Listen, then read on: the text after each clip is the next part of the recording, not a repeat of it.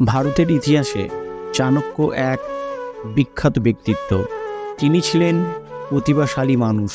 তার পরামর্শে চন্দ্রগুপ্ত দীর্ঘদিন ধরে ভারতের এক বিশাল ভূখণ্ডকে শাসন করেছিলেন। চাণক্যের জীবন শুরু হয় সাধারণভাবে। অসম্ভব বুদ্ধিমান মানুষ ছিলেন তিনি। নিজের উপর ছিল অসীম আস্থা, তাই শেষ পর্যন্ত এত বড় পদে আসীন হয়েছিলেন। এই নীতি চাণক্য নীতি নামে পরিচিত। চলুন দেখে নেওয়া যাক কোন 10টি জিনিসকে চাণক্য জীবনের সবচেয়ে গুরুত্বপূর্ণ বলে মনে করেছেন। একজন শিক্ষার্থী কখনোই কোনো মূর্খ ব্যক্তির সাথে বেশি কথা বলা উচিত নয়, কারণ একজন মূর্খ ব্যক্তির জ্ঞান খুবই সামান্য থাকে একজন বিদ্বান ব্যক্তির তুলনায়। একবার কিছু করতে শুরু করলে অসফলতার ভয়ে ভীত হও না, আর ছেড়েও যেও না, কারণ যারা নিঃস্বার্থভাবে কাজ করে তারা সবথেকে সুখী মানুষ। মানুষের নিজের কি আছে? জন্ম অন্যজনে দিয়েছেন, নাম অন্যজনে দিয়েছেন, শিক্ষা অন্যজনে দিয়েছেন, রোজগার অন্যজনে দিয়েছেন এবং শ্মশানে অন্যজনে নিয়ে গিয়েছেন। তাহলে অযথা কেন এত অহংকার? সাপ যদি ঘরের মধ্যে ঢুকে যায়, লোকে তাকে লাঠি দিয়ে মারে, আর যদি সাপকে মন্দিরে শিবলিঙ্গের উপর দেখতে পায় তখন তাকে পুজো করে দুধ খাওয়ায়। সুতরাং লোকে তোমাকে সম্মান এমনি করবে না, করবে তোমার স্থান আর পরিস্থিতি দেখে। কাউকে যতই কাছ থেকে চেনো না কেন, কখনো সব কথা খুলে বলো না।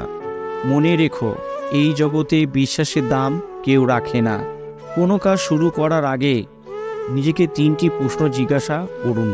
কেন আমি এটি করছি? এর ফলাফল কি হতে পারে? এবং আমি সফল হব? এবং আপনি এই প্রশ্নে সন্তোষজনক উত্তর পেতে পারেন, তারপর শুধু মাত্র এগিয়ে যান। একটি চাকরের পরীক্ষা তখনই নেওয়া উচিত যখন সে তার কর্তব্য পালন না করে। আত্মীয় পরিজনদের চেনা যায় তখনই যখন আপনার চারিদিকে বিপদ ঘনিয়ে আসবে।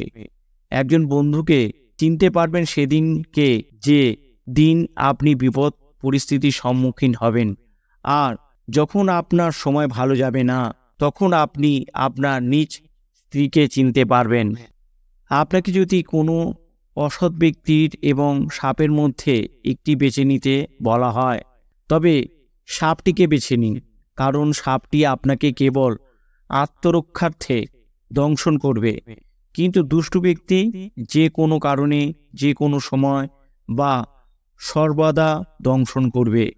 বুদ্ধিমান ব্যক্তির এই 5টি জায়গা যাওয়া উচিত নয়: যেখানে রোজগারের কোনো সুযোগ নেই, যেখানকার মানুষের কোনো ভয় ডর নেই, যেখানকার মানুষের মধ্যে কোনো লজ্জাবোধ নেই, যেখানে কোনো বুদ্ধিমান ব্যক্তি বসবাস করেন না, যেখানে মানুষ দান ধর্মের নাম অনীহা প্রকাশ করে। যারা পরিশ্রমী তাদের জন্য কোনো কিছুই জয় করা অসাধ্য কিছু নয়। শিক্ষিত কোনো ব্যক্তির জন্য কোনো দেশই বিদেশ নয়। মিষ্টি ভাষীদের কোনো শত্রু নেই।